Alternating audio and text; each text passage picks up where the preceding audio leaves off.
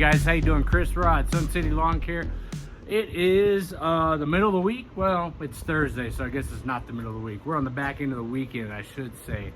So today's video, what we're talking about is should you or when should you start to bring down the height of your grass, okay, going into the fall. Now this is a much debated topic, okay, depending on your, well, let's talk about both grass types. So if you got a southern grass type, there are instances during the back end of the summer where you scalp your lawn down and you bring it down to the white meat, and then you give it some time, a week, maybe 2 weeks, to grow back up, and that way you can start cutting it low again if you like your Bermuda grass kept short. So there's an appropriate time at the back end of the summer to go ahead and cut it down. Topic of the video. Hey, by the way, if you haven't already subscribed, go ahead and subscribe and hit the bell notification. Give me a thumbs up, boost that YouTube algorithm. Go ahead and fertilize that for me. Anyways, back to the topic at hand. When can you start lowering your grass height, okay? When should you? It's all personal preference, okay? If you are the type, the lawn care enthusiast that likes to cut their grass at maybe 1/4 of an inch, 1/8 of an inch, 1/2 inch, Bermuda lawns we're talking about here, guys. Maybe Kentucky bluegrass, or perennial rye, which are northern grass, but we're down here in the south. We're West Texas, El Paso, so we primarily grow Bermuda. So going back to the topic, when or should you cut it down low? When should you start dropping your cut height going into the winter, going into the fall time? We're about 3 weeks away from fall time, so you know you got to make a decision soon. So now would be the time if you decide that you want to maintain a lower cut height. If you've already scalped it down and it's growing, I'm hoping you're maintaining that cut height.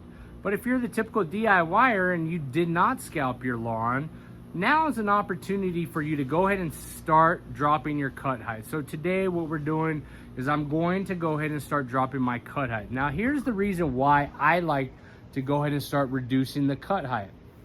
2 primary reasons. Number 1, at the end of the summer, I don't scalp down my lawn, okay? I like having, I let it grow, okay? I increase my cut height and I let it get a little bit taller from where our normal cut, which is about 1/2 inch, maybe to 3/4 of an inch, sometimes even an inch, assuming I miss a cut or 2 throughout the week because I'm crazy busy, right? As we all are. But either way, I let it grow a little bit taller, okay? And then as we get into the cooler temperatures, right now we're in the high 60s, mid 80s. We got a couple 90s coming up this next week.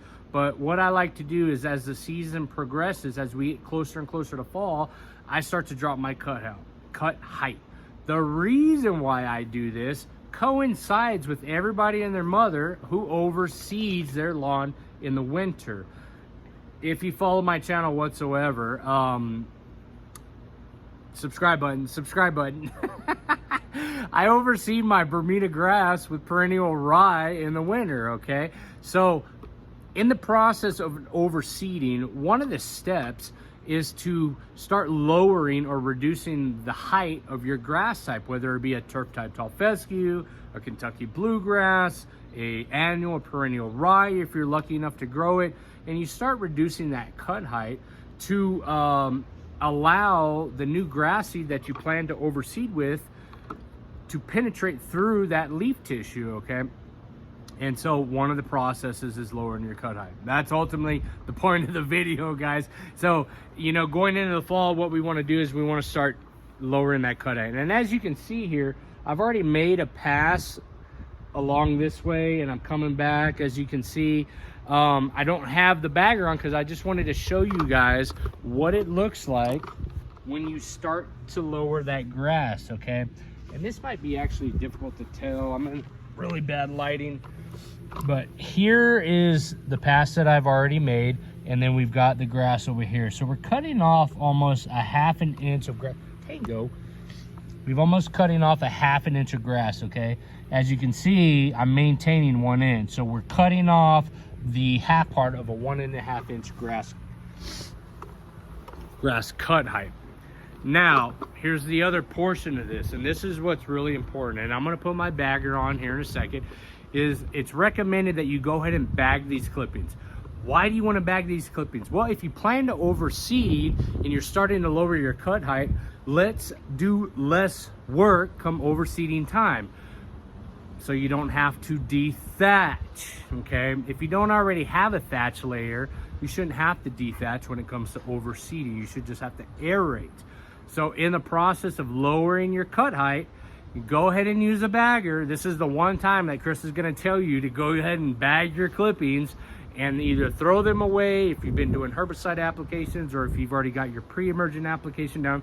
You don't want to compost those if you've already done those applications. Go ahead and put your bagger on, toss your clippings in the trash, and then that way you're starting fresh. This will decrease the amount of grass clippings left in your soil system come overseeding time, which in some cases you may already be doing that. In other cases, it may be upon you in 3 or 4 weeks, guys. This is the process. This is when you start to lower your grass height if you haven't already done so.